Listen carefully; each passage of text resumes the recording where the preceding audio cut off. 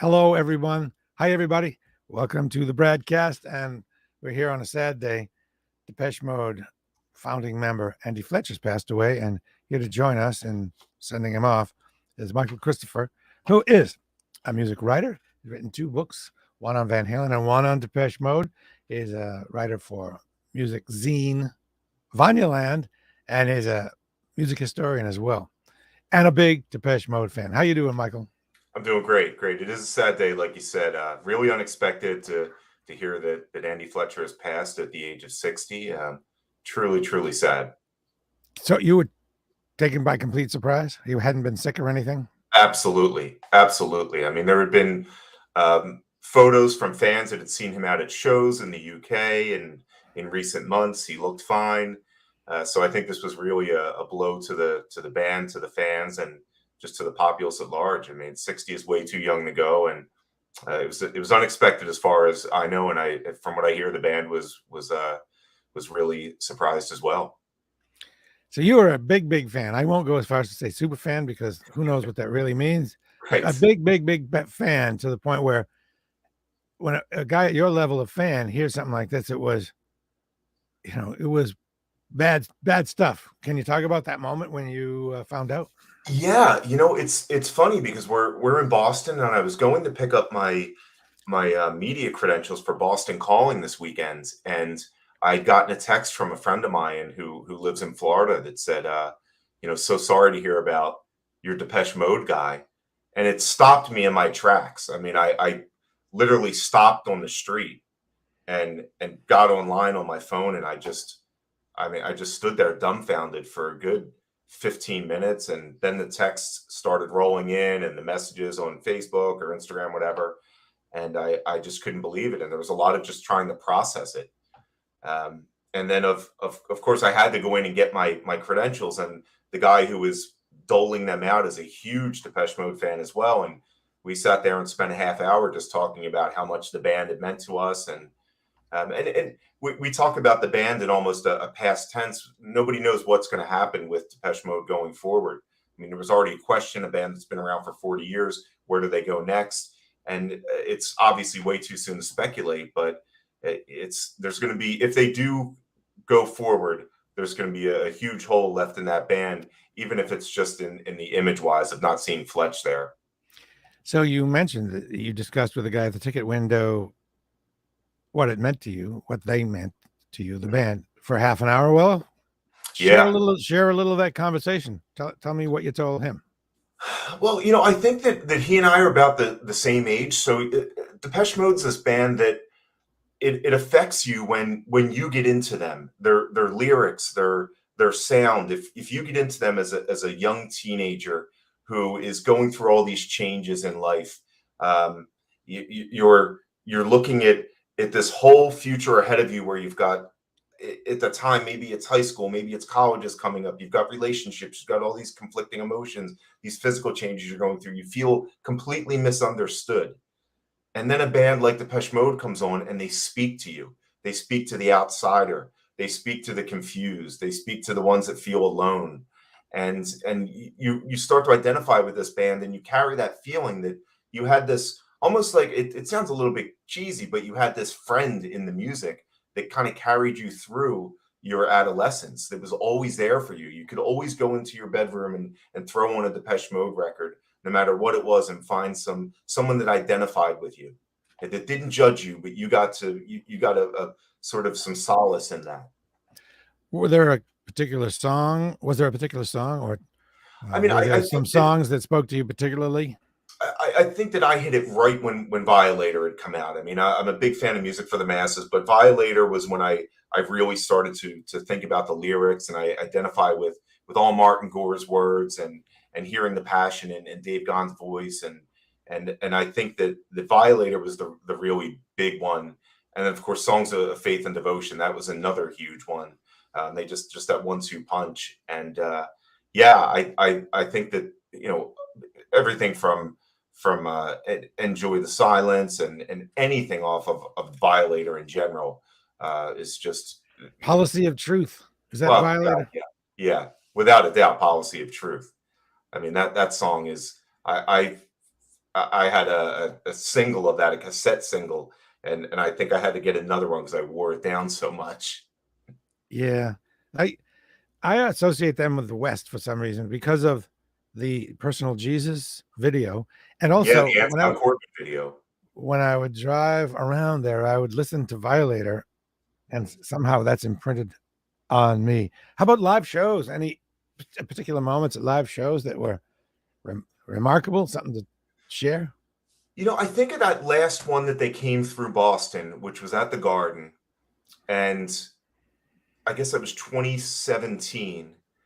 And just seeing Andy Fletcher was one of the first ones that had come out. And as you're waiting for the rest of the band to come and the music is swelling and just seeing him when he raises up his arms and says, it's almost like he's a preacher in church and he's standing behind his synthesizer and he's just imploring the crowd to kind of, you lift up your hearts, lift up your sound, cheer, the band is here. And just seeing that, I'm getting chills thinking about it. But I remember I was in the photo pit and just looking up at Andrew and seeing him raise up his hands as the music swelled. It just really set the tone for that night. And I'll always carry that as that was the last time that I'll ever see him live.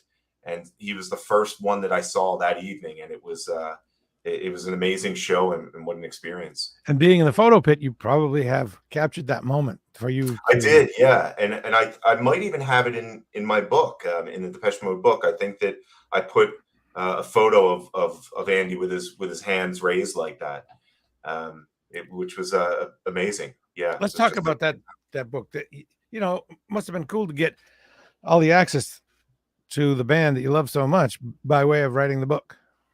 Yeah, it was. You really get to dig in deep, and I had found out things about Andrew, of course, that I didn't really know. And I mean, he had a lot of issues. I mean, everybody in that band went through issues, and he was having a lot of trouble in the 90s with spending time in and out of mental health clinics because he was getting anxiety and depression. And he had a role in the band as sort of their de facto manager for so many years.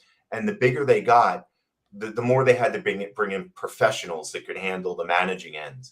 And he sort of didn't know what his role was in the band. You had Martin Gore, who was the main songwriter. Obviously, Dave Gahan's the front man.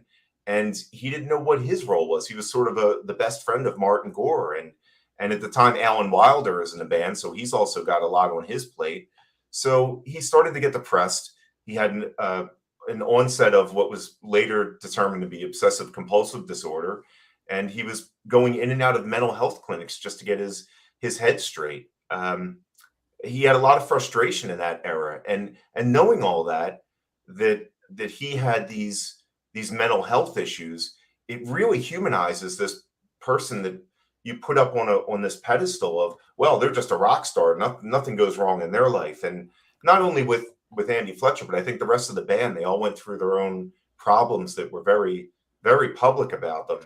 And I think that again, it humanized them and it makes people identify with them a bit more. Let me share the cover of the book if I can do that. If I may do that. Let's see here. Let's see if I got it right. Sharing. There we go. Yeah. There it is. Does that look good? Yeah, it looks pretty good. There he is on the right. He's on the right. That's I love the cover, the black, the white, and the orange. Yeah. And you can buy that, folks. You can buy this book on Amazon, I'm guessing, right? Yeah, it's on Amazon. Yeah. Okay. Stop share. Boom. So I've been seeing a lot of pictures of Moog. Is it Robert Moog dying recently? I've been seeing pictures. Did he die? And I was going to say, gee whiz, that Depeche Mode sure owe a lot to that dude. Oh, of course. The Moog synthesizer is just I mean, what an important part of the synth wave movement, just in general. I mean, that synthesizer came out in the 60s, and then 20 years later, it becomes the sound of music, if for a certain genre, and it was just huge. I mean, you had the Moog, you had the Mini Moog. It was there isn't an electronic music genre without Robert Moog. right? A lot of bands who are into synths felt the need to get at least a mini Moog and mess around with it. I guess they were a pain in the neck though, because you had to tune them all the time. Yeah, You wouldn't yeah. want to gigging with one would be a pain, I think. Oh, that's something, you worry about knocking a guitar out of tune. Apparently knocking a mini Moog out of tune is just the biggest nightmare because it was so easy to do. So you say Depeche Mode, you said this before, perhaps one of the greatest, perhaps the greatest. No, you don't say perhaps. You just say the greatest synth pop band. I And do. we Yeah. talked about this before. What are the metrics you use to ascertain this? I think it's going to be a personal choice. Whenever I mean, music is so subjective to begin with, and anybody that's going to say that a band is the best of any genre, you have to be able to realize that a lot of your personal opinion is coming into it. I mean, because people could say OMD, they could say Erasure. There's so many other, but you could say New Order. You could even go to Pet Shop Boys. But for me, it's always been Depeche Mode, and I think it's part of what we mentioned earlier about the emotional attachment to them, how honest they were in their lyrics, how fallible they were, how they could make an outsider feel like an insider, and their music just holds up. Their songs to me don't sound dated at all, and this is a band that constantly evolves. No one album sound like the album before, and that frustrated fans at times because a lot of them wanted Violator Part 2 and they didn't get it. And then at the dawn of the new millennia, they get something like Exciter. And I know some Depeche Mode fans who despise that album, and I love it. I mean, it was such a chill record. It was the era when bands like 07 were coming up, and this really chill sort of electronic music, and they owed so much to Depeche Mode, and Depeche Mode was bringing in this really chill sound of music. And through the years, they've just grown. They've grown as the fans have grown, and their music has always been there with you. It's pretty amazing, their catalog, and again, it stands up. It stands up the test of time. And a lot of bands, they do sound dated, but to me, Depeche Mode doesn't. A lot of the things you mentioned about Depeche Mode, the reasons you like Depeche Mode, the making an outsider feel inside, always evolving, are the same reasons that I'm a Bowie person. Sounds you speak about Depeche Mode exactly the same way that I speak about Bowie. Mm-hmm.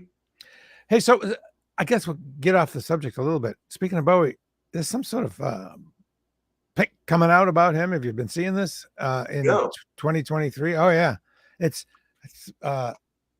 narrated by Bowie. I don't know how that happened, but it's something that the family said was okay, and it's like one of the first. I'm looking forward to that. Sort of a career-spanning documentary, or I don't know. I can't wait to find out on unseen footage, etc. So you're writing for Vanyaland.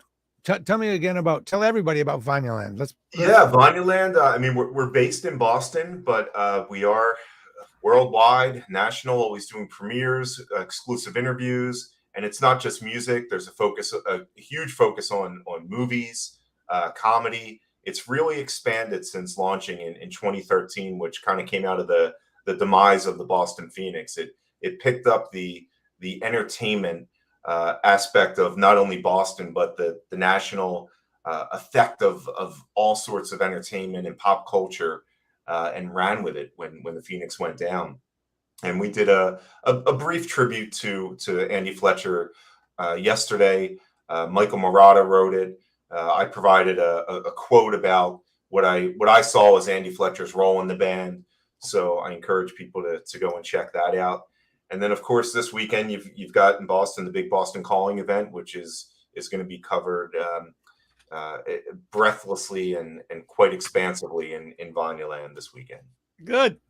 Now, there are other synth pop bands, and you're clearly a fan of the genre. Are there any new synth pop bands that you love and would recommend to folks?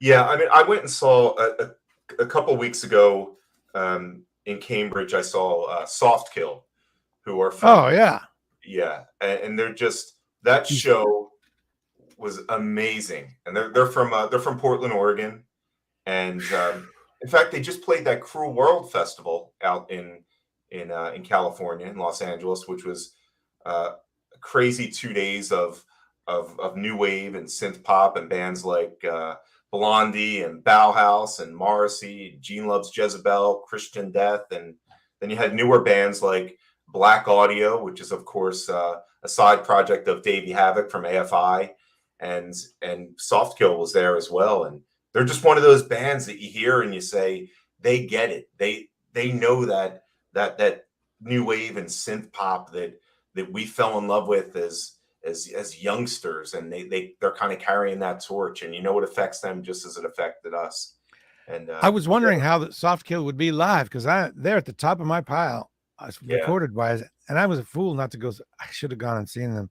How about the KVB? Do you like them? Yeah, I do. I really do. And it's another one it kind of gives hope that you've got a lot of genres. It's when certain bands start to die off, it's like, well, I guess that it's just always going to be a catalog now, and you're going to have to go back to that. But I feel like you have bands like that just kind of, it's going to keep going. There's always going to be someone to see, and you're not going to have to go see them at a place like the Garden. You'll be able to see them at a small venue like Sonia in Cambridge, or the Sinclair in Harvard Square. You get to see these bands in smaller places and really get up close and personal with them.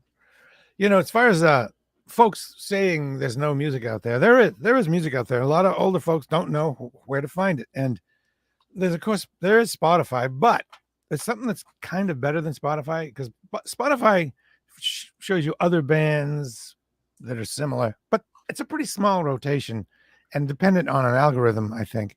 Whereas Mixcloud, which is a site that allows you to upload your mixes or your radio shows to the cloud, up there for anybody to listen to. So what you get to listen to then is DJs from all over the world. If you type in post-punk or new wave or synth pop, it's their sets, and they have, it's people on the ground like yourself who are seeing bands and putting these sets together, not dependent on an algorithm. So I think it's cooler to get music referred to you by people rather than a machine. So I'm a big fan of Mixcloud. And I've toyed around with Mixcloud a bit, but I haven't gotten as deep in it. I think that's one of my goals this summer is to start getting more involved in Mixcloud, start uploading some of my playlists, and like you said, interacting with other humans instead of that Spotify algorithm, which I found some great bands through that Spotify algorithm. Don't get me wrong, but I find that more often than not, I'm hitting the skip. Yeah, well, they get the same old bands. Yeah. Like go to artist radio. Yeah, I get it. I know that. Okay. Right. I would hope that this artist, who's a little different, might have some other artists in their artist radio, but no, not so much. Right. Whereas the humans, and some of these people who are uploading stuff come from Vietnam, synth pop from different countries, and they have a different angle. So you get a different set of songs. I actually just emailed you at my most recent upload on Mixcloud. It's a set on WZBC from last Tuesday, in which I try to turn people on to new music, which is the same kind of thing you do. So I hope you enjoy that. Absolutely. Thank you for sending it. Yeah. And so folks, you should definitely check out Vanyaland. That's where you find out what's going on. It's going on around here, but going on around with music globally. And the Depeche Mode book by our guest, Michael Christopher, called Depeche Mode, Frequently Asked Questions. And I guess that's it. Oh, by the way, the question that I didn't see the answer to is, what did Andy Fletcher die of? It hasn't been released yet. No one knows. I'm curious. It's 60 years old. You're really curious to find out what exactly it was. Not to be morbid or anything, but there's that curiosity out there. You can't say, well, he was 84 years old and he's he just was old and lived a hard life. But right, it's human nature to want to know what this person died of. Partly because you hoping, since they died at 60, which is considered young, you're hoping, well, he was probably doing something dangerous, so I don't have to worry. I don't do that thing. People want to know that other people died of stuff they don't do. Right. And Right. and in the press, you don't see that so much anymore. A lot of times they won't tell you what the Yeah. person died of. I don't know. Okay. Anything else? Or are we done? I think that it is important to say, there's a lot of people that think, well, what did Andy Fletcher really do in Depeche Mode? What was his role? He And didn't really even know himself, as you said. no, he really didn't. I mean, there was a famous dig in Rolling Stone years ago that said something like, of the three members of Depeche Mode, each has their own role. Dave Gahan is this great singer, and Martin Gore is a great songwriter, and Andy Fletcher shows up for photo shoots and cashes checks. And I mean, that was kind of a little bit too harsh of a dig, but even Andy himself said he likes to be in the background. He likes to just be that guy that kind of just sits back there. And to me, he was the glue that held the band together. I'd even said this in Vinyland. I mean, he was great friends with Martin Gore, maybe his best friend. And as Dave Gahan got sober in the late 90s, early 2000s, he wanted to take a bigger role in the band as a songwriter. And Martin Gore, of course, didn't want to give up that role. And it was Andy Fletcher that kind of played the role of mediator and said, all right, well, let's let Dave present 2 or 3 songs per record.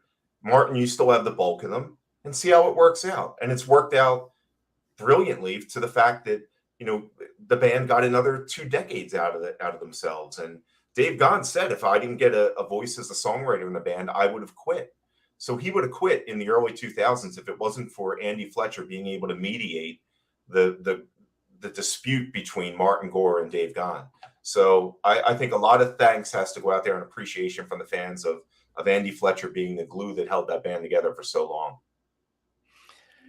It's sad when somebody has mental issues in a band, because that cannot be a healthy environment, right? You're on the road alone. You're drinking to self-medicate, or you're taking drugs to self-medicate. By the way, how much Dave Gahan, how much did he drink when we talk about him sobering up? How much, when they say he drank a lot, how much is a lot? Like AC/DC a lot, or Keith Moon a lot, or less than that? I heard, it was, I think, honestly, Martin Gore drank more than Dave. Martin Gore's vice of choice was drinking. Dave was more maybe a social drinker, but he really got into the drugs. I mean, he was a full-fledged heroin addict. And as the 90s went on, he sort of defined that heroin chic look that was so popular. You think of the models in the 90s, like the Kate Moss, and all the models had to be rail thin and with sunken eyes. And Dave Gahan was really living that lifestyle. He was he looked like the Hollywood vampire, the junkie on the streets that you only see at 4 a.m, crawling around the streets of LA, the Sunset Strip. And he was bad. He did quite a bit, and he had overdosed. He had been declared dead and revived, and his was a lot. But Martin Gore, I mean, I still think that it's incredible that he's alive. The amount that he was drinking. I mean, he was drinking so much to the point that he was having seizures on a regular basis that were induced by alcohol consumption. So that band had quite a bit of vices that they went through, and couple that with Andy Fletcher's mental health issues. It's amazing that they pulled through the 90s themselves and were so prolific. Any of these guys have hobbies or anything? What did they do when they weren't on tour or making music? People, they've lived quite a long time, and they weren't making music that whole time. And you were very intimately involved with their lives. What did they do when they weren't musically involved? Yeah, it's funny with Andy Fletcher. He was really into DJing, and he used to do DJ sets under the name Client F, because Client was the name of the band that he had signed to his label, which is sort of an offshoot of Mute Records called Toast Hawaii. and he also owned some restaurants in the London area. So he got involved in sort of the business side of things. And while music was always still floating around, obviously being a DJ, you have to find other things to occupy your time. And getting into something like restaurant management was what he chose. Other people like Martin Gore and Dave Gahan, they were really big into their own musical projects too. Martin went more into the really deeper side of electronic music, where Dave Gahan did stuff with Soul Savers, and he's done his solo records in recent years. But I think that these are guys that their hobbies are actually music, and when they're not in Depeche Mode, they find another musical outlet to satisfy themselves and to kind of scratch that proverbial itch. When you used to go see him, didn't you kind of wish you could be up there on stage with him? Didn't you just itch to be up there? Wouldn't that have been a thing? Of course. Right? If you could have been in the band, what would you have done? Well, since I've got no musical talent whatsoever, you'd be another keyboard player. Yeah, I'd be another keyboard player. Probably the keyboard would be unplugged, but I'd be wailing away at the keyboards like my life depended on it. One of the good things about doing what you do or being in the radio is every once in a while you get to introduce a band. And imagine if you'd gotten to introduce them on a big stage. That would have been a big, meaningful moment for you, wouldn't it? Oh, yeah, of course. Absolutely. Getting on stage with your guys. Once again, I want to just pop up this book cover so people can see. If you just joined us, we're speaking with Michael Christopher, who's a music historian, big expert on Depeche Mode, and even has written a book about Depeche Mode, and this is what it looks like. Again, you can pick that up on Amazon, hopefully in the stores. I went to a bookstore the other day. It was exciting stuff. Okay, there we go. All right, so you're busy this weekend with Boston Calling. Who knew, yes. Right? And you're going to be taking photos, and you're going to have super access. You mentioned you went to get your credentials. What is your vision for this upcoming big show on the weekend? And how do you envision your involvement? Where will you be in the photo pit? I'll be in the photo pit. You know, that standard, the first 3 songs, no flash, which gets drilled into your head nonstop. But yeah, there's some of the bands that I'm really looking forward to checking out. You know, King Gizzard is playing, Kenny Hoopla. There's some really good acts that I'm looking forward to checking out this weekend at Boston Calling, but also just it's going to be nice weather, just kind of chill out and enjoy myself too. I'm not doing too much writing about it, so I'm hoping to just get some photos, chill out, enjoy myself. Where can we see the photos? Where will they show up? Yeah, so I'll be shooting for Ultimate Classic Rock, which is at ultimateclassicrock.com, and most of the photos for there will be sort of the bigger, more rock names like Cheap Trick, 9 Inch Nails, The Strokes, Metallica, Weezer, those sort of bands, and I'll have a nice sized gallery up come probably Monday or Tuesday of next week. Where is that again? So we can see them? ultimateclassicrock.com. ultimateclassicrock.com. Wow. So you could go there right after this, folks, and go there and put a bookmark in there so you'll remember to go see those photos. I really appreciate you joining us today and making us fully understand and feel the impact of the loss of Andy Fletcher. Thank you, Michael Christopher, and have a good weekend, sir. Thank you very much, Bradley. Appreciate it. Always. Don't rock too hard. Okay.